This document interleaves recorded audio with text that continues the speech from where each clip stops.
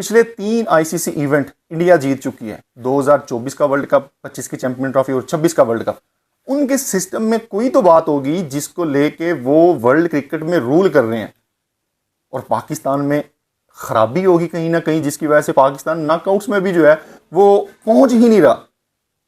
Bilateral series Bangladesh के खिलाफ जो है वो जीत के ग्राउंड का चक्कर लगाना शुरू कर देते हैं जैसे वर्ल्ड कप जीत लिया है।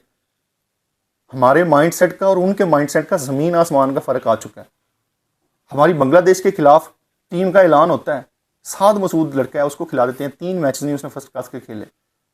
वो गोरी को खिला देते हैं, उसने कोई 15-20 मैचेस नहीं खेले। इस तरह की हम सिलेक्शन करते हैं। शुमाइल हुसैन को खिला देते हैं, वो भी एक आध सीजन में परफॉर्म किया उसने, चलिए ठीक है वो प्रॉमिसिंग है, लेकिन क्या उसने उतनी ग्राइंड दिखाई है जितनी कि इंटरनेशनल डेब्यू के लिए रिक्वायर्ड होती है। सूर्यवंशी एक इंडिया का प्लेयर है, उसने जितने टूर्नामेंट खेलने हैं हर टूर्नामेंट में रिकॉर्ड बनाए हैं।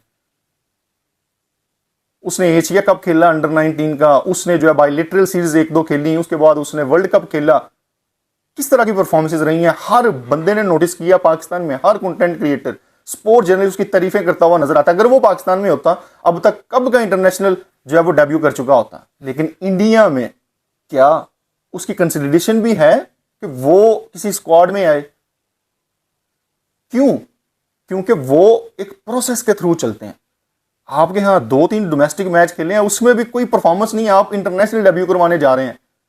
और जहां पूरी दुनिया तारीफें कर रही है सूर्यवंशी की, वो अभी तक उस कंसिडरेशन में ही नहीं है कि इसको वो डेब्यू करवाएंगे हम। आपके और उनके सिस्टम में फिर यहीं पे फर्क आता है।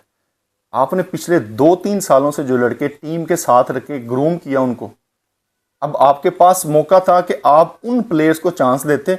आपने पता नहीं कहां से ये प्लेयर पकड़े और इंटरनेशनल लेवल पे उनको लेके आ गए। को पता ही नहीं है उन प्लेयर्स का किसी को। और जो प्लेयर 2-3 साल से टीम के साथ थे उनको आपने बिल्कुल जो है वो कॉर्नर्ड कर दिया, जैसे वो थे ही नहीं। इमामुल हक उसमें शामिल है, उसमें सऊद शकील शामिल है, उसमें कामरान गुलाम शामिल है। इतने प्लेयर्स हैं, मैं आपको नाम लेते थक जाऊंगा। हसीबुल्ला उसमें शामिल है, शाहजेब खान उसमें शामिल है, अजान अवैस उसमें शामिल है, मोहम्मद हुरैरा उसमें शामिल है। तो इन प्लेयर्स को आपने ग्रूम किया। इरफान नियाजी उसमें शामिल है, उसकी तो कैप्टनसी भी आपने जो है वो देखी है। तो इन प्लेयर्स को आपने एक साइड कर दिया बिल्कुल ही, और एक और वो प्लेयर ले आए जिन्होंने 2-3 मैचेस डोमेस्टिक में खेले, को परफॉर्मेंस भी नहीं दी।